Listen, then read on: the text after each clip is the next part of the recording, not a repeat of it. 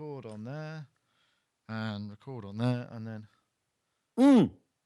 One last thing. Oh, wait, no, I've started it now. Hold on.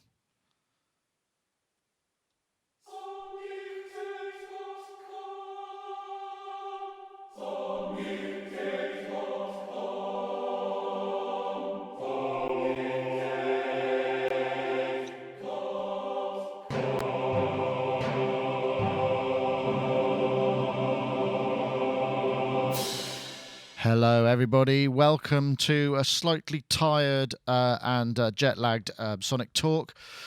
Just back from NAMM. NAMM was a bit of a major one. NAMM 2013 held in, I usually say sunny California, but in fact it rained in the entire time. And the hour and a half I had off that week was spent running around Santa Monica in the freezing cold trying to find some shopping gifts. So it was pretty, weather-wise, it was a very disappointing affair. But from a gear point of view, that's another matter. So we're going to we have some guests. I'm going to start, I may get this a bit wrong because, like I said, I'm a bit befuddled. So we'll start over there with... Dave Spears. Oh, no, I got that bit right. Dave Spears is over there in his synthy boudoir from GeForce Software, makers of fine software instruments and stuff. How are you there, Dave? I'm all right. I think this jet lag has sort of transferred from you to me, even though I've not been on a plane. It's catching. I started talking to you, I was like, oh, yeah, there's a bit of transfer going on. I felt really tired and bored as soon as I opened my mouth, did I? Excellent. I'm glad I'm bringing such great energy to the show, and you are too. But there you are, Dave. Thank you very much for joining us. And I'll say also hello to Mark Tinley there, the like being. There's your lower third, Mark. How are you, Mark? Mark's in full BBC racing commentator mode. Indeed. I don't know what's going to happen, though, because I've changed all the controls in the last 2 minutes while I wasn't talking to you, so God knows what I sound like. Hello. I hope that sounds good. It sounds all right, yeah. It sounds like it's working. Excellent. Yeah. That was a good guess, then. It was a good guess. So, yes, Mark Tinley, likebeing.com, sound designer. They say you're a little quiet now, but I'm not sure that I would agree, but we'll see. A bit less top end, a bit more... Oh, and Hans is going in all video switching. Right, I'm going to... Anyway, hello.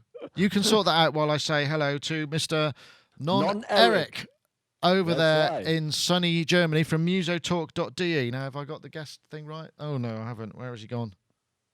There he is, musotalk.de. Fresh from Berlin, where we're getting the benefit of his full video switching rig. How are you there, Hans? Non-Eric, sorry, I keep getting it wrong. Yeah, that's what would be a request, because I think it's confusing one or the other listener or viewer. Let's stick to Non-Eric, and I will try. It's a bit like Moog and Moog, you know. I started saying Moog. I started saying Moog when I was there talking to Moog people. I started saying Moog because I thought I better, be on best behavior. But then I keep reverting. One question, Nick. Where do I find the live stream on your site? I can't find it. sonicstate.com/live.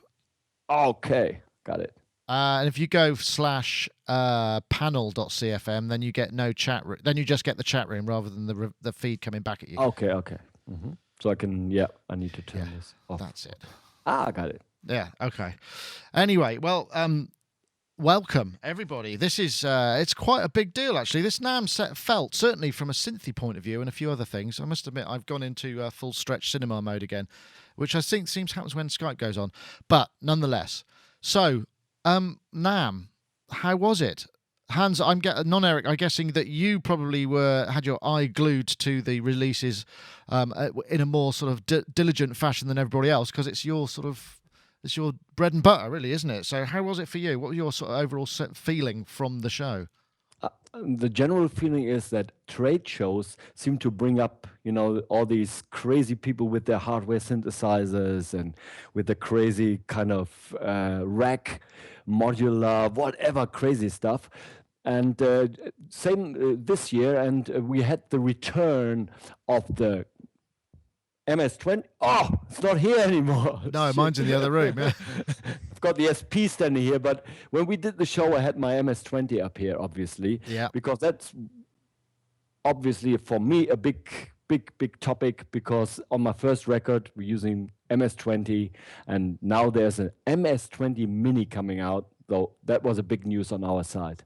I have to say, I agree. It was absolutely massive, really. I mean, the whole I mean, and I have to say that I think it was a very synthy show overall. It just felt like there wasn't loads of iPad apps. There wasn't load of kind of sample libraries. I'm sure they were there, but it felt very much more analog and organic than it has done for a long time, which is kind of interesting, really. I know, Dave, you're a synth guy. Did you? I mean, I imagine you probably haven't been glued to the news feeds, but I mean, just as a sort of casual observer, how did it come across to you? It was kind of synthy led. I don't know about lead, but no, it was good. It was good that the rumor was right about the little mini MS20. So you checked it out, yeah? Yeah, I did. I actually spent a little bit of time with it. I've got a little video. Let's see if I can play a bit, just because then we can introduce it. See if I can actually find the video, just so we can everybody knows what we're talking about if they haven't already seen it. Let me see if I can get that to happen. Yes or not? Go on then.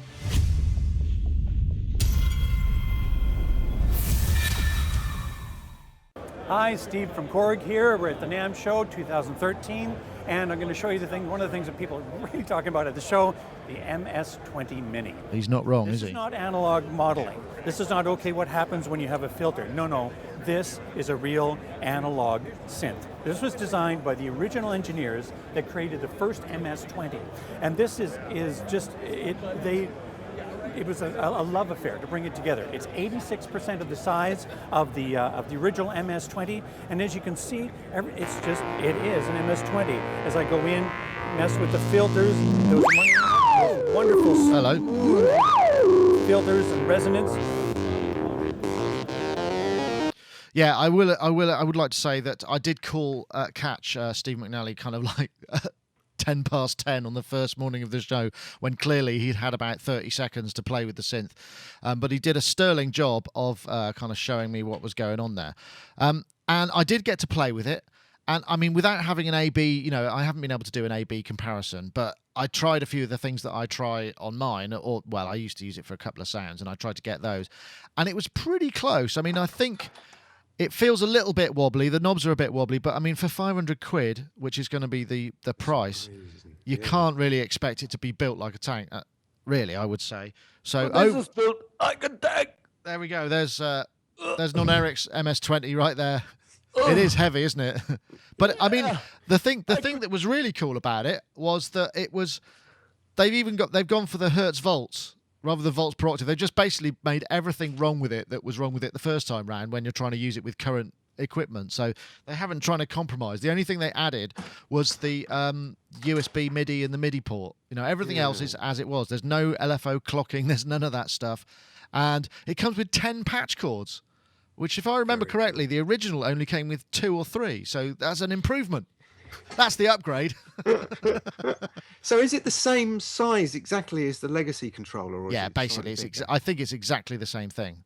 They used they must have saved a bit of cash by using the same, using the same hardware and using the monotron as the sound source, I suppose. Well, maybe the voice. I'm not sure, because the monotron. Yeah, I don't know whether the actual oscillators were as beefy. I mean, I couldn't tell. I only had whatever the headphones they had with them, so I couldn't tell you whether or not they are exactly the same. But I mean, the waves, the pulse width, and all of that sort of stuff, it sounded familiar. And the fact that they you can't actually modulate the pulse width like you couldn't on the original. So it's got all the failings and foibles. But it's a pretty bold move, don't you think? What do you think of it as a concept, Hans? I mean, is it a kind of is it forwards or backwards? I mean, it seems fairly brave for a Japanese company who don't generally like to go back. I think it's a great move. I think it's good timing. I think people are exactly looking for this kind of 600, 700 euro small mono synths to play with. And I think they're doing a lot better than Roland, because Roland has a great legacy in synthesizers, but they sort of kind of almost destroyed that by releasing stuff that was named like the old synthesizers, but was nothing like it. I remember something like the MC3, whatever. You know what I mean? Yeah. That was a 303. I would be wondering if the filter is really as aggressive as on the original, because it is pretty aggressive. Yeah, I managed to get it to kind of do the stuff that and you might be a tad less, because I mean the only thing that I did notice was when I was trying to check the resonance on the high pass filter, because you can get some pretty beefy stuff. I couldn't hear it on the headphones I had. It may have been the headphones, because they were fairly crappy headphones that were on the stand, so it might not have been that. I know, Mark, were you much of a MS20 kind of guy? I mean, this kind of passed me by, that one, I suppose, if I'm honest. Because I was all Roland SH101s and things like that, because I don't know why, because my friend had one, and I encountered synthesizers one night when very stoned on the way back from the pub. And then the guitar got leant against the wall for the next 20 years because I was fascinated. Well, I think I spent about 4 hours in this guy's kind of, he had it on top of a washing machine in another room off the kitchen. Everyone else was in the living room, kind of socializing, and I spent the entire evening fiddling with this synth, and then that was the end of it. That was the end and the beginning. Yeah, but I started on Roland synths, so that's kind of what I understood. And every time I encountered anything that wasn't a Roland synth, because the filters didn't work in the same way, I always used to think, oh God, well, there must be something wrong with it. It is quite impenetrable as a first-time user, I must say, the MS20. And I mean, I still don't know how to get the most out of it. I was rather embarrassed because I was playing with it, and Rich Formidobi came over, who's like the main kind of product guy, and he goes, and I was going, I'm just trying, and he said, can I listen to your patch? And I went, oh, all right then. And I didn't listen for very long. So that was a sort of sign of my the quality of my input. But I think overall, I just think it's a pretty bold move, and I really would like to see, maybe Roland or maybe Yamaha, because basically both those companies need to buck up when it comes to synthesizer instruments. I mean, they've relied on that kind of workstation, churchy live performer basic stuff for such a long time. They've been churning out the same set of samples and putting them in different things for like years, haven't they? Well, it would seem so. And it makes everything sound the same. It's like, oh, we've got this great piano sound that we recorded in this fabulous studio with all these fabulous mics. But if you keep putting it in things, like there's more than one great piano, isn't there? So we need to sort of, get away from that sample set. They need to like, commission a new sample set for each new instrument. And that's why I got bored of sample and synthesis keyboards, because they just all sound similar. I'm not going to say the same, but I think that's a valid point. I mean, Roland, they did have a philosophy, Roland. Why make 3 when 20 of the same will do? Yeah, it seemed to be that. I mean, interestingly enough, I mean, Roland had there was quite a lot of difference in Roland. They had a much smaller booth. They were upstairs on the 3rd floor, all the way of everything. They were focusing a lot more on sort of video stuff. I mean, the whole media kind of scenario was different, where they were offering to film stuff for you. You put your logo on the stage. I was talking to the PR lady and said, oh, does that mean we don't even need to show up next time? You just film it, get them to do the demos, and we'll have our logo on it, and that's it, But I'm sure there's stuff coming. I know there's been lots of restructuring going on all over, say, Roland, and I don't know, it must be similar to Japan. Just purely for the economic point of view, they must be sort of having to start thinking about how to get the most out of their people, including their intellectual property. So you would like to think that perhaps we're heading for the scenario where they will be forced to have innovation, because that's what people are kind of clamouring for now, and maybe Korg's, like I say, it's a bold move, will make them do that. I thought there was, I have to say that Korg's launch video for the little MS20 was brilliant. That was the original MS20 designers. Yeah, I haven't checked that out yet. It made me want to play and make sounds, and kind of, it kind of played on the heritage and stuff. And I've been a bit scathing of various companies' videos, but that was exactly the kind of video that made me think, yeah, I can kind of buy that and do something with that. Well, and also it's going to interface with analog kit, to get the most out of it. I mean, in fact, I was talking to one Richard. Question, Nick. Yeah. SQ, what about the sequencer? Since you're now talking about connectivity, if they did that, be an SQ10? Well, that's an interesting point. The SQ10 will run the MS20 Mini, because it's got the right, but I don't know. Well, there you go. I don't know whether they're going to announce one. I mean, that would maybe not make so much sense to remake that, because of all the quantization issues in terms of pitch and stuff. If they made one that could quantize the pitch, it might make sense. Because that would be my most important remark on the MS20 and the the whole universe, because it was so great. We did my first record ever was done on an MS20 SQ10 with the drum machine, and then we did a whole album SQ10 MS20, sort of, you know, German new wave sort of stuff. And what was so fascinating about it is that you will never be able to get the same sequence twice. And I've never played with any musical instrument that was so unpredictable, and that was one of my biggest, that's one of the biggest rewards you get from that instrument, is because nothing is really in tune or in time or anything. Oh well, in time, yes, but you know, getting the tuning right, so it's always like an animal, still always evolving, always happening.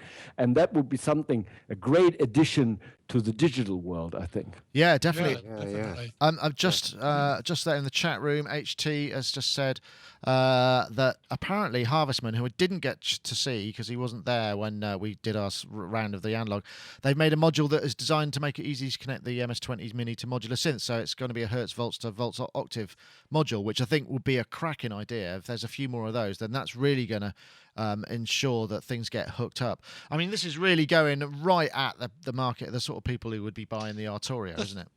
We were talking about the 808 either last week or the week before, and I got in the car earlier on and I stuck Mantronics on, which is a hip hop band from the 80s, basically, isn't it? Yeah. And that's all got to be 808 because the difference in quality of the sounds, I mean, there's a lot less going on perhaps, but just the bass drum is mental on that record. And I was just like listening to that and I was thinking, what's happened with the 808 is somebody sampled it with a 16-bit 44.1 analog to digital converter, or maybe even sampled it using an S900 probably. Yeah. And people don't kind of tend to go back and sample it because they think, oh, it's already been sampled, it's been done already, there's samples of it about. I'll just go and download some 808 samples from the internet. But I think people have actually forgotten how massive that machine is. And I think it was Dave that said that they should reissue it. If they reissued that, it would just sell. Would, yeah, no, I think they're absolutely right. I think that sort of that and the 909 would make a massive difference. They couldn't do it mini though, because those little knobs at the top for tuning and the level would be so tiny. They'd be the side of match heads, you know.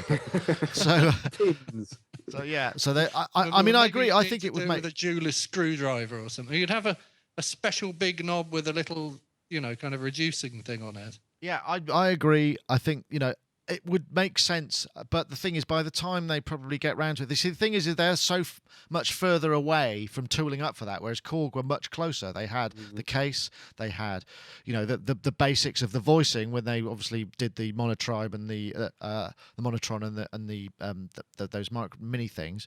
So, you know, it was less of a leap for them, whereas for any of the other manufacturers, it's going to be a massive sort of turning of this juggernaut, isn't it? I think the difference between Korg and Roland is that Korg have got much more of an understanding of how and why people want to make music, and the Roland, even though they've got that R&D unit, they don't seem to ever understand when somebody says, "Well, we want to make music in this way." They kind of go, "Well, why would you want to do that? That's not the way you make music, surely." And I remember with the S770 sampler, sort of, I became a member of the users club, and they sent loads of stuff in, and the guy, the owner of Roland, I think, came over to chat with him and was just completely unreceptive. Couldn't understand any of the things at all that people were suggesting. So, well, what's Hans holding up there? Mark, you mentioned that people just load the samples of the TR-808 and never really get what it's all about. This is actually, I think, the best sample library for drum sounds called Dance Mega Drums. Right. Pretty old. And they sampled multiple bass drums. So they had the same setting, but multiple, because each time the bass drum is a little bit different. So if you sequence that, it makes it much more alive. Yeah. And Dance Mega Drums 2. Is that the one that's got all of the individual drum machines on it? Yeah. It's about 20 years old, I think. Yeah, I think I've got that. It was an Akai format, and I think I transferred it over to... what is it? Unless it was recorded at 24-bit, I think it's going to end up compressed a bit, isn't it? Yeah, So it I was, actually and think the some of them transition between the front end of the drum and the rolling boom of the drum is like there's a huge amount of like headroom just in the kick drum alone on the 808, Right. let alone anything else. So But Mark, don't you think that when we listen to these old records from the 80s, you said one thing that really strikes me is that you said, but there was a lot less going on. And I think Yeah. in many ways, that's actually key, because tomorrow we're going to do a talk here on Music Talk where we discuss the issues of how the arrangement affects the ability to make a good mix. And one point we will stretch is, hey, you guys, you're using too many channels, you know? yeah. Because it's so easy to do as well, isn't it? Yeah. I would agree with that, and also, you know, because back then, well, I keep going, you know, it was wow, check this out, this is so unusual. There's nothing else that comes anything close to this. Whereas now there are lots of things that they're in the same ballpark, you know, but we perhaps it's easy for us to access them. Whereas, you know, you'd be going, I've got an 808 and check it out, it's the driving force of the entire record. I mean, you still hear it on. You know, we were flipping through the radio between Anaheim and going into Santa Monica, and there were just so many kind of R&B, even sort of country rock albums with 808 hi-hats and snares on them, and it's just everywhere, you know. And that vocabulary has been sort of condensed to you know, so it's like a caricature rather than the actual purity of itself. And I think, exactly. but I think, you know, most of us aren't going to tell the difference. You know, that's the thing until it's made completely obvious to us, and that sort of thing. Well, Again, you know, you take the 808 bass drum, the proper one, and you make it sound lovely, and you do it right, and then you end up with an MP3. It's probably not going to come across all that different, is it? I suppose so. I mean, I just liked the effect that this afternoon going to pick up my son from school when I turned it up really loud and it sounded like the speakers were turning inside out in the car. Excellent. And it was I've only got a little stereo in there, the whole car was doing that big boom thing. Were you bouncing the front wheels as you went along as well? Well, Yeah, it almost TR-808 was, you know? was my main drum machine for quite some time. My only, and it taught me a lot about good rhythm and feel, because it's so tight. It's great. Yeah. It always works, groove. Oh, I'm getting my switching all wrong. Right, but I mean, again, there was some other stuff that came along. We've also got the Buchla Easel, which has been reissued. This is the sort of first thing that the MV Pro Audio, the SM Pro Audio, the kind of combination has done. I'll do a quick shot. We haven't got any audio of it, but let's see if I can get this to play, then we can at least have a look at it. It does look absolutely beautiful. Hello, my name is Jeffrey Valier. I am the new Director of Engineering for Buchla Electronic Musical Instruments. The interesting point of the show for us today is the new, old Music Easel. And Oh yeah. Music Easel is a exact replica from Don's original schematics of the product he developed back in 1973. This being the 40th anniversary of the product. And we are bringing it back in its original form without any DSPs, VSTs, or anything that would be not original. And Yeah, I mean, he didn't play it, so yes, you're right. I had a play with it. I mean, it's a synth in a suitcase. You know, I mean, I'm sold. I want one already. It's a synth in a suitcase. There's only one other, and that's standing. You can see that just behind Dave Spears there. Yeah, the VCS3, right? Yeah. Oh, AKS. Oh, that one, yeah, okay. But the thing is, I mean, it's $4,000, which everyone's going, God, it's a lot, but it's absolutely peanuts compared to what most Buchla. I don't know what it would originally cost. And those memory cards that were on the top that you solder up, apparently they're going to create that. They're going to bring out ones that you can do digitally, so that you can just drop them in and set them up. So it will have memories as well, but they'll be sort of digital memories of it.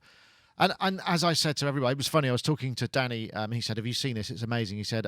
But I don't really understand why somebody would want to pay $4,000 for a bleep block machine, which kind of brought on that next point, which is, yeah, point me in the direction of that record which has got any kind of signature Buchla sound on it, please. And I'd like to hear that. But we've had that discussion before. But this is exactly why I want it, because I think the challenge is to have something like the Music Easel and write a pop song with it. Whoever can do that is a genius. yeah, let's hear it. I've never played a Buchla. I mean, I did have a fiddle with that, and I it was about as impenetrable as a Synthia AKS. But it had some, the filter sounded interesting and reverb and what have you. But again, another analog announcement and quite a big deal. I think really this is for the Americans. The Americans love Buchla because I think it was in all of the electronic music education establishments. That's how he must have made his money, because he, like in the way that EMS got to all the UK electronic music schools, the Buchla went into the US ones. Don't know, Hans, have you ever played one? Will you be interested in this? Only the topic only comes up at trade shows. You're right there. That's the one of the real fathers of the synthesizers, isn't it, Mr. Buchla? Apparently so. Yeah. Yep, around the same time as Bob, different coast. Yeah. A very different approach. Apparently, Alessandro Cortini does a pretty good job at getting pop sounds out of. And he is how I heard of the Easel, not via anything that anybody else did. Me and Alessandro are on the same kind of Instagram feed, and we're always feeding each other pictures. And then he went, "Here, check this out." And my first question was, "How much?" When he said 3,995, I was like, "Ooh, it's not bad. That's not bad at all." The last Buchla I saw for sale was like the 100 series, $75,000. So we bought two. That's pretty funny. Speaking of massive synthy synths, there's also, of course, I got Mark Doty to play me a bit of the Moog. I got it. I don't think I've made it in the play. The Moog 55 series system that they had there, and that sounded fantastic. He just said, "Oh, check this out. I'm see if I can find it quickly," because it was a really impressive set of sounds. Eric Nordstrom. Eric Norlander, yeah, that's his. Let's see if I can find it. I'm not doing very well here. I didn't prepare for that, but that's not really. That's the way it goes, isn't it? I think I did catch it on your video. Yeah, and it's the first time I got a proper line in and stuff, and so it's actually about as good as you're going to get in that sort of environment. Let me see if I can find it anywhere. Anything else for you, non-Eric, that kind of on the synthy side? The Casio was a surprise. Well, there was the one thing I really need to ask you, because you were there. I had a look at the Moog. What Phatty is it? Sub Phatty. Sub Phatty, and I was thinking, what is behind this sense? Is this an update? It looks and sounds like the original Phatty. What's the difference? There's quite a lot of differences, and it's subtle differences. It's got these extra features under the hood, which allow you to do things like there's a thing with unison detune, or any kind of detune. It'll track. So I'm guessing the oscillators. So you can basically you get a beat frequency that you like, and it'll track all the way up the keyboard. So it doesn't go sour if you play it up the keyboard. It gives you the same sound all the way up the keyboard. There's that's one thing. There's lots of tweaking. There's a noise generator. There's 2 oscillators and a sub. There's different modes to the filter. You can switch between 4, 3, 2, 1 pole, and that made a huge difference to the filter quality, particularly when combined with the multi-drive. And the multi-drive, and I think also the drive has been varied, so you can pull it right back, so that it doesn't drive at all. So it's just clean tones, which is not the Moog sound. So it does really sound different. Yes, it does. Well, I mean, I'm not massively familiar with the little Phatty. I think I did No, I did the thing. I did do the little Phatty, didn't I? And the thing about the little Phatty I found was I'd just become aware of that sort of oscillate, that filter drive, and you couldn't back it off anymore. It was just always there. Whereas this allows you to be a bit more. You can pull it back, but you can take it right up. And in combination, there are 2 sets of drives. There's drives into the filter. Then there's an overall drive. There's just quite a lot of excuse me. There's just quite a lot of tweaky features there that actually do make quite a lot of difference. For me, that's probably the hit. There's one thing in the original Phatty, you had one knob but multiple functions. So you would kind of have to switch, and then, for example, filter and resonance, I think, was on the same. Yes. No, it's all discrete. Okay. All discrete. That's a big improvement. But then there's also this layer of panel functions. There's like 8 buttons, and if you switch them in different kind of combinations, it gives you fast access to all of these little tiki things, and you can do things like if you switch it one way, and then Amos goes through this brilliant video. I've never seen quite some. I mean, the Sub Phatty was our second hottest video. when you think it's a 30-minute, really nerdy, in-depth kind of, this is actually how you do it all. Yeah, I haven't checked out the engagement, but it's 15. We had 15,000 views on YouTube for that. Wow, great. But the IMS20, 25,000 views. Wow. You know, so and that's probably just down to price. Oh well, Tell me about the Prophet 12. Who did that one? Prophet 12, Dave Smith. Yeah, that sounded absolutely brilliant. I heard that in the flesh. He said this is my best one at the beginning of that video. My best synth ever. Yeah. To me, I only heard it on, I think, on your video, Nick, and to me it sounded a little bit already. The original, the Prophet 8 he released, already also sounded a little bit, you know, a little bit harsh. It has this very sort of, a little bit very. I mean, it can be nice, but it has a little bit of sounds amazingly aggressive for an analog synthesizer. Yeah, well, basically the way that he's done it, he just said, look, these are digital oscillators. I control with analog filter, analog elephant. You know, the other side is so he's used an analog drive. So he's used the digital because he wanted to be able to do certain things with the oscillators that he couldn't do otherwise. I don't know what those things are. I did film the video, but I'm afraid my memory's so shot I can't remember what it was. But I do remember thinking, God, that sounds really beefy. And it's got loads and loads of features and functions on it that are kind of, you know, it's fairly uncompromising. I mean, when you consider the only other thing out there in the $3,000 polysynth market is what? The Solaris. Yeah. That's it. And, you know, you can't buy them so easily because they're not in full production, or they are in production but there's waiting list and what have you. So this is the only thing out there that will give you 12 voices of this kind of thing, and it sounded proper FM that he wanted to do with it as well. Did it sound anything like a Prophet VS? I couldn't tell you. I'm not really a Prophet VS guy. There were wavetable stuff in there, wasn't there? I believe so. Yes. From what I heard, it doesn't sound like the VS. I used the Prophet VS for a very, very long time, and it sounds to me like to be a different beast. But one question I have, Nick, the Prophet 8, the potentiometers, they stick out a little bit and they're kind of wobbly. That's why I didn't buy it, because when you touch the knobs, they kind of feel very indirect because they're very high and they kind of not really mounted. Right. Really I can't vouch for that. I mean, I didn't get a chance to wig. No, I didn't. I mean, because Dave was giving me the demo, and when I got back, I mean that you couldn't get near it any other time. Okay. Every synth demo I saw that you did, Nick, you asked within about 2 minutes. You asked, "Let's hear it in unison."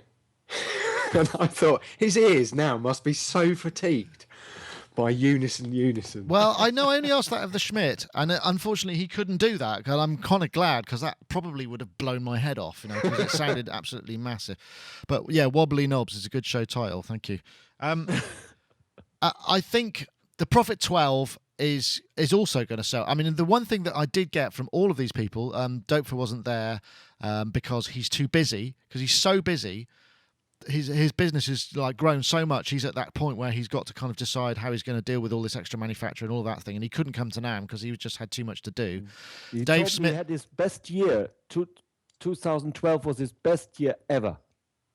Right. Well, that goes to and Dave Smith said the same thing. He said we're massive. Our business has just grown so much in the last couple of years. It's just gone crazy. And I think this whole analog resurgent, or just, you know, one for one kind of functions, they're just people who kind of want to do that. I wonder if it's down to the fact that as we all get so much older, our eyesight's so shit that we can't actually be bothered to piddle around with menu items, so we're all buying synthesizers instead, or whether that's not the case. You know, Nick, I know at least 2 young people who are obviously into Facebook, they're into everything, you know, they use the computer all day long. And then I say, what are you using for music? Oh, I've got a couple of analog synthesizers and a couple of foot pedals. I would never use my computer for music. Really? So I wonder what is going on there, you know? That is interesting. I think that there's a sort of essence of living for the moment, isn't there? And having that, you know, knobs are back in, definitely. The other thing that was a really big deal that didn't really perhaps, well, there were a couple more things actually. The iConnect. I'm going to see if I can play that quickly. All right, is it that one? No, it's this one. This is the one I want. Yeah, this one was very cool. I'll play. Hello, my name is Michael. I'm with iConnectivity, where we have introduced a new line of MIDI interfaces. I'll just fast forward it a bit. Got our TP MIDI, which is this is cool. It's got Ethernet MIDI built in as well, so it's got an Ethernet port on it. Connect through the Ethernet or even through Wi-Fi. So it does all that type of MIDI. But this is the killer. The box does routing, filtering, muting, merging through all the functions of MIDI that you do today with various other boxes, just all contained inside our box. Is there like a control panel to set all of that stuff up? Yeah, there's a simple application we have called Port Manager. It's all iOS app as well as Windows and Mac, and it just goes through the simple operations of setting up your filtering, your honestly, it's coming up in a so sec. I haven't memorized the exact also, point. When you're all satisfied what you've got, you can commit it to audio flash pass-through. memory That's inside it. the box, Matt such M that in the chat room. when you unplug it and plug it back in, it remembers all those settings and you're off and running again. So it's based on our original iConnect MIDI product, and we've expanded on that audio pass-through. And what audio pass-through will do is take that great quality digital audio from those applications on your iPad, for example, and pass it through to your computer. And that gives you the ability to maybe capture your DAW or your sequencer on your computer, make it part of a real good performance. So you can use it as an audio input without having any D to A, A to D, all of that kind of stuff? That's correct. It is straight digital audio. Now, I'm going to stop that there, but that is a fairly major advance, actually, that, because basically various people have said to me, look, I really want to be able to, use these instruments and these apps in my DAW system, but the only way I can do it is like have the iPad as a standalone and use it as route the audio into my audio interface and then grab it. What this does, as well as the routing the MIDI, allows you to pass the audio into your system, and you can make it as part of an aggregate device, and I guess the sample, you'll have to have it sample rate convert if you're working at other sample rates, but it'll pull it in, which means that you can set your iPad as input to your DAW, which means you can also use it as a virtual instruments and what have you. And that is probably one of the biggest single advances in terms of the iOS world that we've seen for a very long time. I heard, Nick, that Audio Bus is supposed to be able to do that in the future. Well, that will. I'm sure that would be great when it does. But again, I imagine there's going to be a little more issues with things like latency with Audio Bus, because it's going. That's happening mostly in software, so it's going to be going over the wire. I don't know whether that's going to come down the actual port dock, whereas this is coming over the USB port, which is kind of potentially a bit more thrilling, true. I would say. Right now, Audio Bus is a little bit struggling. They just released a new version, I think today or yesterday, allowing to increase the buffer to 512, because like when you use Auria and other stuff, it's just you get a lot of stuttering audio because the small iPad 4 computer is still not fast enough. So no chance on the 3 or iPad 2. You really need a 4 for that. Yeah, and the thing about this is it should just work with whatever. And after all, it's hardware agnostic. And there's two versions. There's the iPad. There's the MIDI Connect 4 Plus, which is about $250, which has, and you can connect more than one at a time. So you can have 4 iPads plugged in and have them passing through. I don't know whether they would be individual sound or whether that would get merged. I'm not sure. I'd have to check that. And you've got the possibility of connecting you've got so you can plug controller keyboards into it, you can plug audio, and you can plug all sorts of stuff into this, and it will have RTP MIDI over Ethernet. So there's that, which is really cool. But the 2 Plus has 2, so you can plug 2 things into it. But that's $89 or $79. I mean, it's just like, yeah, okay, we'll take one. Let's have it. And that's not going to be available for a little while. But that's actually a really big deal, I think. And I don't think people maybe realise quite how big. But that's pretty cool. Yeah, it's the first time I hear about it. Yeah, Mark, you going to get one? No. Oh. Nice timing there. It'll work with your iPhone as well. Yeah, well, I don't know. My iPhone won't work with anything anymore. Don't want to turn this. No, into let's a not complaint, go there. But I just think, with all of these lovely upgrades that keep coming out now, I'm on iPhone 6.1 or something on an iPhone 3. It's time to buy another phone because, of course, it just gets so slow that you can't do anything on it. So. Yeah. I have to say, I thought iPhone was an absolute novelty when I first got into it, and then I found myself making music in Logic, the way I always did, and I rarely go on the use the phone unless I'm out and about. I might do something. Yeah, no, that's fair enough. But I think I need connectivity for it. I think the thing that makes the difference with this is if there's any instruments on there that you like Animoog. Oh God, I'm starting to say Moog again. Borderlands. Any of these really interesting synthesizers that you can't get anywhere else. Then you can start integrating those into your setup, and that's with something like this. And plus, it's a MIDI interface that's just going to be useful for all sorts of stuff. So I mean, I think it's hopefully if they can get ramp up the manufacturing and get the distribution right, there'll be loads of people buying these. So if I buy an iPad Mini, because my eyesight's getting so bad I can't read the screen on the phone, and I would just need it to be bigger. So if I buy an iPad Mini, sense. I might do it. Actually, makes sense. I think, Mark, I think that's the usual route is that I was very, very enthusiastic with the iPad, did a lot of propaganda here on User Talk. This is the next big thing.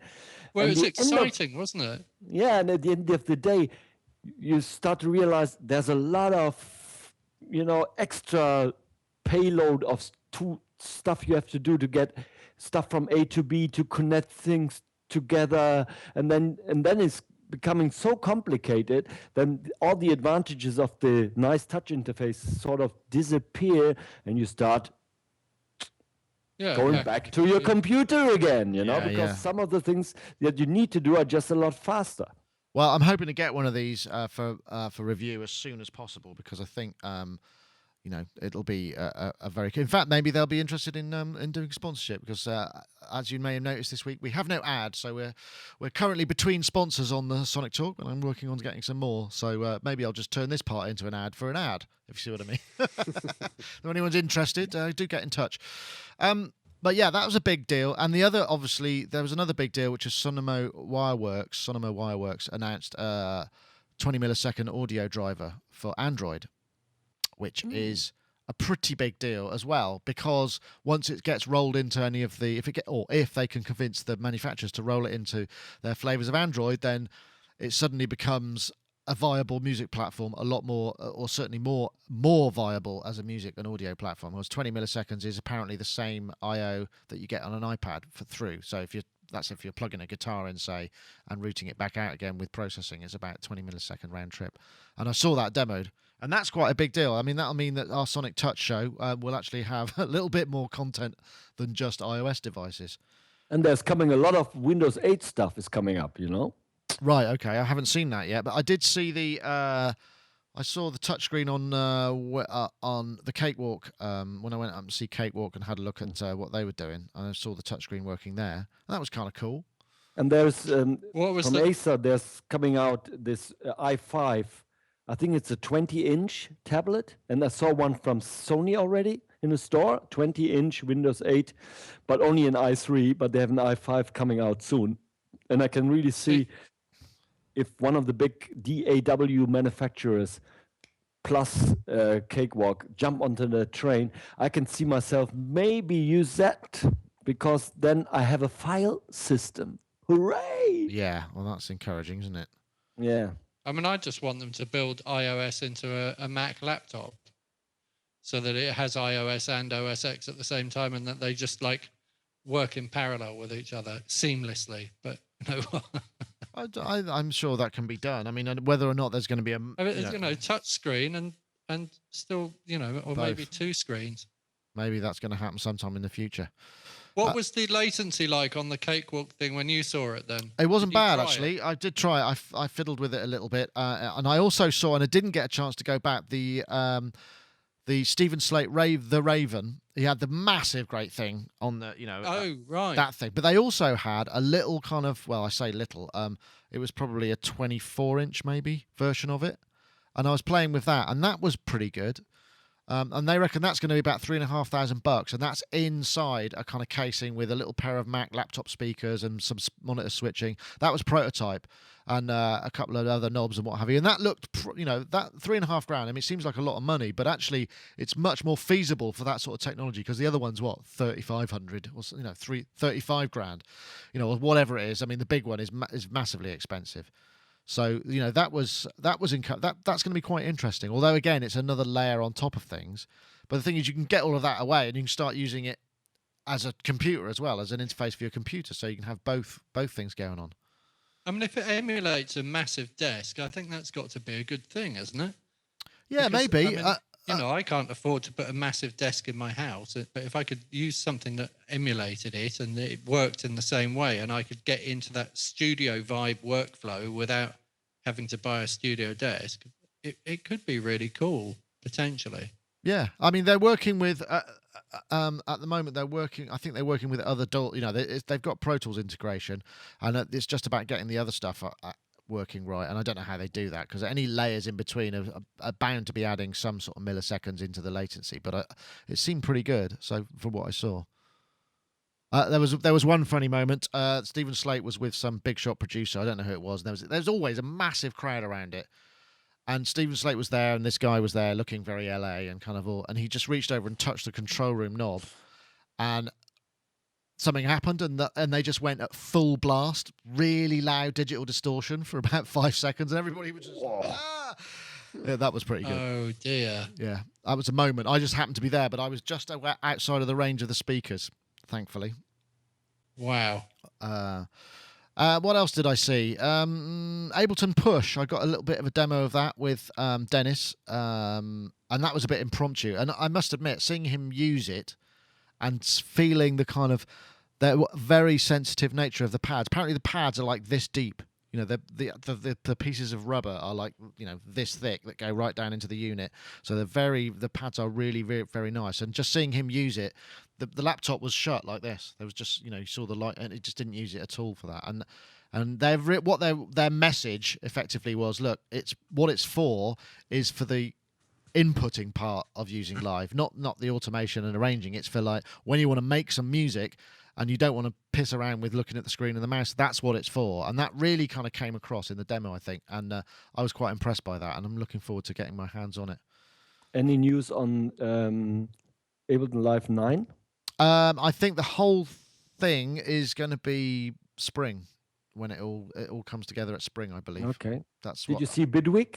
I did, yes. I saw Bitwig and had a kind of Q&A with them, and I mean, they've committed to summer. They said summer is where they're aiming for, and this year, things like that.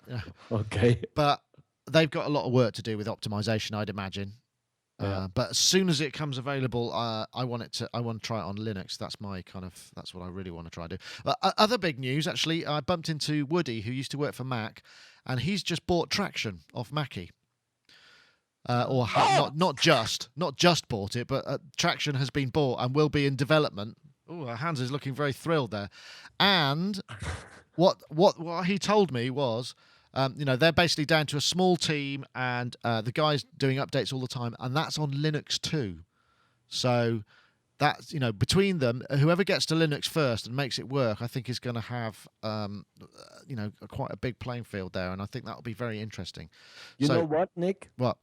I think Traction is the best sounding DAW ever. It really sounds so great, yeah. And we always used to try to get it working again because it hasn't been upgraded, but it's still been sold by Mackie. And VST plugins don't really work right. There's only a couple of plugins that do not crash the system now. But it's such a big shame that nothing ever happened, and I'm delighted to hear the news that there will be an upgrade, because I think it got a great concept and a great sound, and it was a real shame that it kind of disappeared in the vaults of Mackie. Well, it's not going. I'm just seeing if I can find. I've got a card here with Traction on it, so I think they've still got Traction.com, and they're just basically going to be. They are releasing updates for it now, and so it'd be interesting to see how that goes. But that's quite big news, I suppose. In the DA, yeah, there we go. traction. Let me see if I can find it. It's official. Well, I won't put his there. So there we go. Anything else? Anybody have anything they want to that I might have seen that they want to ask? Stylophone. Tell me Stylophone. about the stylophone. Right, Power the on the stylophone. It was built beautifully. I thought it actually. I mean, it's a very chunky metal construction. Unfortunately, the guy who was there, who was showing it, I only saw it on the preview day, was not a keyboard player nor a synthesizer user. So I didn't really get the. But Tara Bush has been sort of, I think she's an endorsee for it, and she was blown away by its bottom end and what have you. Apparently, you know, it does sound really fat and what have you, but it's beautifully built. $300. I think it's going to be $400 maybe. So you know, it's not cheap, but It looked really cool. It I did like look- the aluminium extruded kind of end look of it, and that spinning thing and everything. It looked really interesting. yeah, no, that was pretty cool. I mean, does it domino. do something other than just or It could do three that as versions of well. that and a vibrato. It'll do that as well, but it won't do. It will do that as well. They wanted it to sound like an original stylophone and some, and it does do that. But I mean, you know, it didn't make me kind of think, wow, I was really blown away by it. It was all right, but I'd have to check it out on a bigger system, and you know, all of those things, caveat emptor and what have you. What else did we see? I did want, Happy Fun Team want to know in the chat room, did I see anything from Copperland? I did see Copperland, and I had a chat with them, but I didn't actually get round to going and visiting them and getting a demo. But apparently what they've done is they've got Copperland have done some deals with Bridgeco, which means that Copperland will be embedded on the Bridgeco devices that go, because Bridgeco make a lot of USB and FireWire chips for audio and MIDI that go in a lot of the stuff that's built. So once it's gone in there, it means that Copperland will then be available to a lot more devices, because by default it'll be in as part of the chipset. So that's quite a big deal. What else? Q Nexus. Q Nexus. Now, I tell you what, actually, Dave, I'm glad you asked, because I was thinking about that. That's very cool. And I'll tell you why. It's very cool because it's got CV-IO on it. It's got 3 channels of CV, and 1 of gate, and a CV in, so you can process CV and then do stuff with it in MIDI and then send it out again. And it's $150. I know, So it's quite also got that nice. keyboard and all the other stuff on it. But just if you said it's got the CV stuff alone is worth $150. So that is a steal. And poly aftertouch and what have you. Yeah, that's going to be pretty cool. And when's that due to ship? I don't recall, but I think it's spring again. Okay. Because that you know they basically again they've been able to build it because they've made so much money on whatever it's Kickstarter. Yeah. So that Any news from Apple? Apple? No, I don't get any. I'm never communicating with Apple really. I don't have an in with them. The only thing they ever do, in fact, they did this last time we talked about Apple. It might have been with you on the show, and okay. I was bitching about main stage and latency, MIDI latency and audio latency, and they got in touch and wanted to do some sort of conference with me and an engineer to put my to get my facts straight about certain things and make sure that I understood how. And it's like, yeah, I know how it works. It's all right. There's no news of any major updates around the corner, or Apple don't display. They're not at the show, so. Yeah, but there might have been one or the other personnel from Apple. Yeah, I running didn't see around. anybody actually. Rumors. I didn't see anybody. I didn't bump into any of. I don't know anybody at Apple, so I probably wouldn't have. Okay. Wouldn't have. And they don't walk around in black polo necks anymore. I think they try and do it Yeah, incognito. True. What about this? Let's talk about something organic. What about the wheel harp? Did you go and look at that? I quite like that. I think it's excellent. Yeah. It's a beautiful thing, but honestly, it seemed impossible to tune, if I can put Excellent. that in a That's what polite makes way. it good. Yeah. The wheel harp, I was very excited. I got lots of emails about that, and people were saying, "Oh, what?" I didn't film it. Andy went to film that, and he was showing me the video, And we were just giggling because it just sounded so out of tune. And so there was one that sounded really good, apparently. It's like a hurdy-gurdy with a keyboard, as far as I can gather. And it's a beautifully made thing. It's a beautiful thing. And it's got lots of, great sort of artisan factors to it.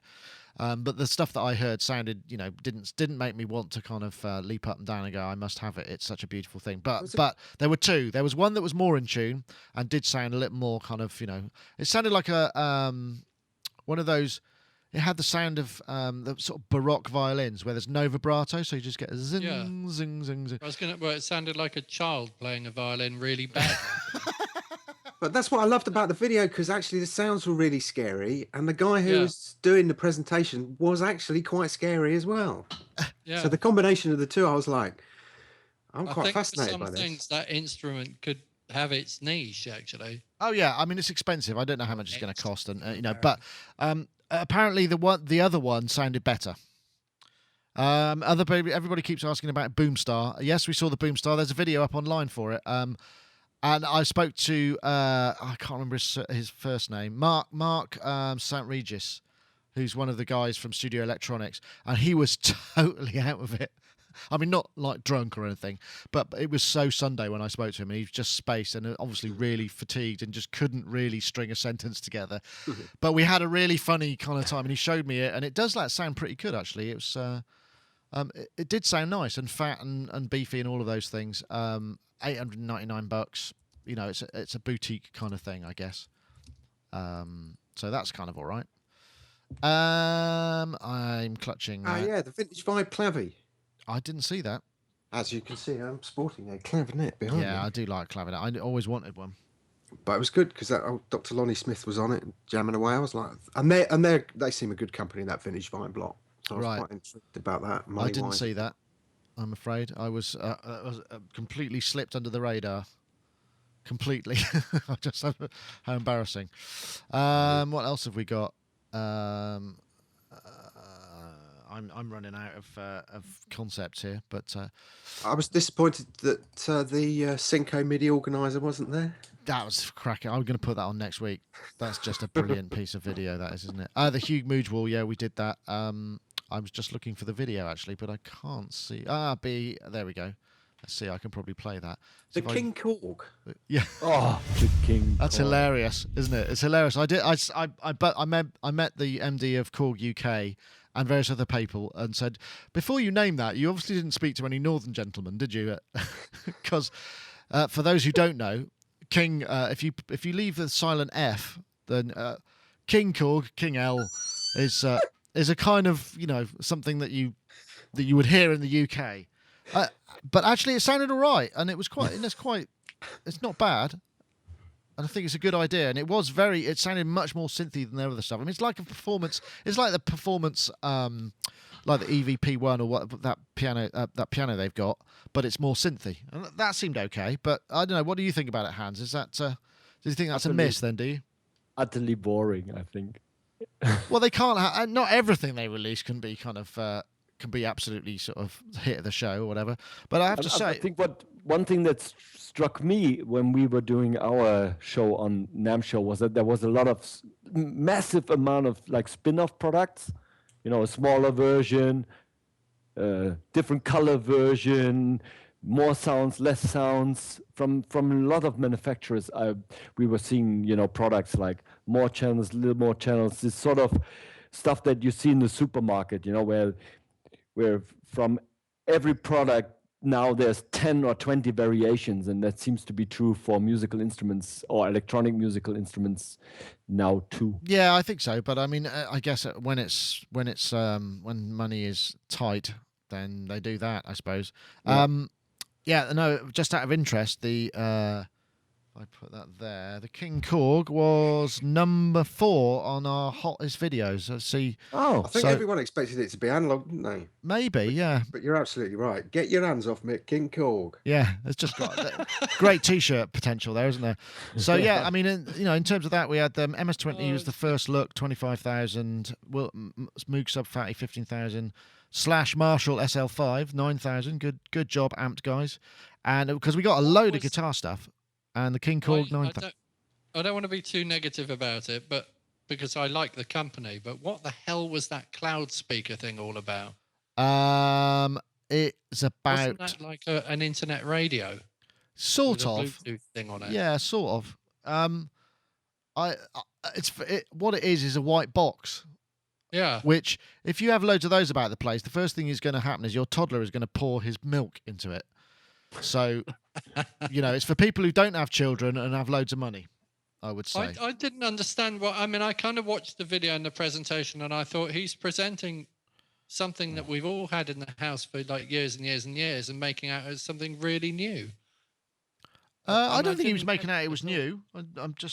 I don't think there was. I mean, it's just a start. Maybe the terminology, cloud speaker. It's like, wow, this new thing. This is all brand new. And he'd got a few other really clever new terms in there, and I just was underwhelmed. I think is what I'm looking for. Yeah, I mean, it didn't. I didn't hear it. I didn't hear what it sounded like, but I suspect it's going to sound pretty good. I mean, it was beefy. It's quite a big thing. Well, the size of it must sound amazing, because I have to say that speaker technology has gone. Yeah, it's got a quite incredible now. 7 or 8 inch driver in it. I was in Curry's and I came across this thing in Curry's. Curry's for the Americans is like the Target. equivalent of no, not Fry's. Circuit City or yeah. So, and they had this thing in there called a jawbone, which was about the size of a packet of cigarettes, maybe a bit bigger than that, and was just red and didn't really have any controls on it, apart from one button which you press and you connect it to your phone via Bluetooth.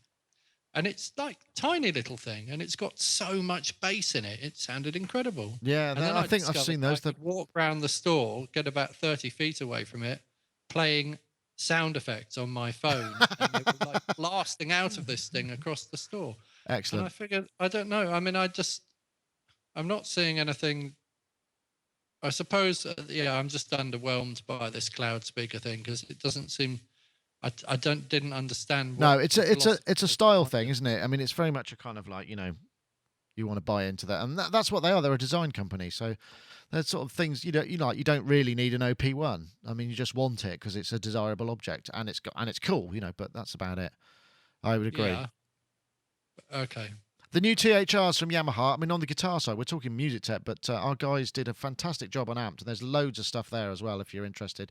I didn't get to film or edit any of that stuff, so I haven't really had a chance to catch up on it. But if you check our YouTube channel, there's like 2 playlists, one with guitar stuff and one with tech, so you can, if you want, you can watch the whole damn lot if you're interested. So yeah, there's both things going on there. Anything else for you, Hans, non-Eric, that grabbed you? No, can't think of anything. I think we pretty much covered most of it. Yeah, I mean, there was so, the new Soundcraft desk. That was pretty nice looking. And the reason I went to film that was because Andy went to film it is because we just noticed it got loads of hits on the story. The press release went up, and it was like, wow, people were really interested in that. So we went and checked that, and it's got some really nice features and functions. Like they've got all the faders are backlit. But it's RGB backlit, so that whatever mode you're in, the fader will change color. And there's also they're all motorized fader, and what they've got is a motorized center dent. So when you flip into graphic EQ mode, there's a center dent on all the faders, but it's not that. It's done mechanically. So when it's not an EQ, there's no center dent. It's just really neat little. They've also spent quite a lot of time on making it work. It's got a very small display. You don't really need it. It's just like a fat channel and a load of select buttons. Just lots of really neat little features. But it's a good price as well. I think it's like $3,000 for a 32 input. So that's dollars. So it's in the ballpark of the Behringer X32s. Of course, we saw that there were 3 more of those as well. 4 more actually of those. And that looks pretty interesting. More lesser inputs or more inputs or what? Well, the Behringers have got there's a 16 input Behringer. They've all got 16 mic ins. So you've got a compact, which is like just a smaller version. So it's got 8 faders plus 8 faders and 4 layers. You can still get the extra inputs if you've got I/O boxes on AES50 or however. But it's still got the strips, and that's about $500 cheaper than the main one. Then you've got the producer version, which hasn't got any of the scribble strips and is more compact, and that's sort of that seems to be designed to work with a DAW. Then you've got the rack mount, which is again 16 mic inputs, And then you got the core, which is just the engine, basically. That's for working with installation. So you put that in and you stick all your I/Os on it, and you control the whole thing off an iPad app. Wow. So, and they're all pretty well priced. Yeah, very. And I have to say, as you know, I'm a big fan of the X32. I think they've done a great job with that. I mean, I don't know what it's like without the scribble strips, but I mean, if you're using it with an iPad app, it sort of doesn't matter. And they had the I can't remember the name of it now, but it was it's an iPad interfaced mixer, but instead of docking it, it's just got a place to put it. So you just put it on the mixer, and it connects by Wi-Fi, or you can have an I/O dock. So they solved that kind of problem with switching. With switching inputs. But as I explained my delay today, I had a little bit of a problem with my Mackie DL1608. It seems like occasionally I have a hiccup and I have to reset the router and the switches that I'm using because I have a pretty elaborate Ethernet setup here. But that's kind of a little bit scary because you can't do anything on the mixer itself. There's no controls. It doesn't have like a flash RAM, so it just stays in the last. Yeah, it comes back with the old one. But remember when I wasn't hearing you? Yeah. That was because that track was muted and I couldn't get a connection with the iPad. Oh. And so that there's a kind of a danger. I think what could probably be done is hook up an Apple AirPod Express and do a direct connection with them. So not going through my big Ethernet setup here. Right. How do you find the Mackie? I haven't tried it out. Great. Oh, it's got two software issues that will be fixed, I hope, in the future. Is you cannot link stereo channels, not even in the 1.4 that's coming up. And you cannot rearrange the order of the tracks on the display. But that is really necessary, or at least useful, because you have 16 connections, and for a different show, there might be, the might be ones the second that you page. are looking for, you need to scroll, and that can be sometimes a little bit confusing. Right. So I would like to be able to rearrange the order of the tracks. Oh, well, that's got to be done. It's just a software thing. I mean, it's simple software, yes. You would think it would be easy enough. People have been asking in the chat room. In fact, Distrobe asked, and we got a few emails about that. Anything from Access? No, is the short answer. It was all Kemper on the Access stand, so which is pretty cool. The Kemper profiling. The Kemper profiling amp has got a 600 watt Class D digital amp in it, so you can plug it into your combo and monitor locally. And you've got two separate paths, so you can have a monitor path, and you've got the thing that goes out front to front of house, and that's pretty coul. That sounded nice. A Kemper Red. I don't know what a Kemper Red is. Kemper Rack there was. Anyway. I think that's probably us for this week. I'm sure more will come to mind. And once again, we should thank our sponsors, Presonus, for helping us out on the show. And if you fancy a laugh, you could watch. If you fancy a real laugh, watch the first day's coverage when it was me and Rich doing the first time ever. And I kid you not, there's a guy there with a walkie-talkie going, "You're on in 5, 4." It was real countdown stuff. It was like TV. It was absolutely bloody terrifying the first time. Well done for Rich for stepping in and kind of making me look acceptable by taking over when I ran out of stuff to say. But that was good. So you go to Presonus and check out the live feed, and there's archived versions of that. And we're in the first 15 minutes because they broadcast basically all day, and they had an amazing setup there, full switch, and it was like they had 3 people in the gallery hands. So there's like a 1ME switch. It was just like a room about this, just full control room job, and then a guy on the floor. And it was really impressive. Now we know why we don't do it, right? Yeah, but there were 4 people working on it, 5 people working on it. So, but they were very calm and very easy to work. After day 1, it was all fine. We knew what we were doing. Okay. So, anyway, we'll say goodbye to all our guests. We'll start off with Mr. Dave Spears over there in the land of GeForce Software. Thanks very much for Thank you very stepping much. in and joining us. I had much fun. Brilliant and great stuff. I mean, I didn't manage to watch too many videos, but what I did watch was great stuff as usual. Thank you very much. Yeah, it all went smoothly, fortunately, so that's why. And the team were fab. Oh, can I spill some news? Oh yeah, go on then. About Gaz. Gaz's gig. Yes. So, Blimey. Actually, can I really rewind just very, very quickly? Yeah, go on. When I had the call a long, long time ago, a year or so ago, from the Underworld people asking for an assistant, asking if I knew of anybody who would make a good assistant for Rick for doing the Olympic stuff. And I actually recommended Gaz back then because he was looking for something to do. And I just thought, he's Welsh, Rick's Welsh, they'll all get on. What could possibly be? Yeah. The Welsh connection will work out great. And for various reasons, that didn't come off. Primarily because I couldn't arrange a meeting between the two of them where they could sit in the same room and see how they got on. And then just before Christmas in November, I had a call from Carl, who's done a solo album, which is out in April, and he asked me to help him put together a band. And I recommended Gaz when it came to the band. Kind of criteria changed, and I recommended Gaz when it came to a bass player stroke tech guru. Wow, that's about it, isn't it? That's a description right there.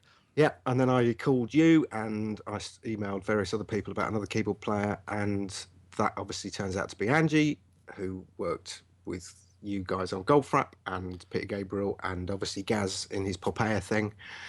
So I took Gaz up there, arranged a meeting, and sat there while they talked about Wales for about an hour and a half.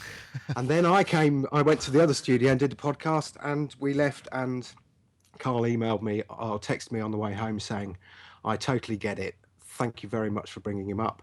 And so we're really pleased to say that Gaz has the gig. Hooray! Has the gig. Yeah, it's great, apart from the fact he can't join the podcast. Well, I did say to Carl that only because I think they're rehearsing Monday, Tuesday, and Wednesdays, and I did say to Carl, I'm only doing this on the proviso that you let him off on Wednesday afternoon to do the podcast.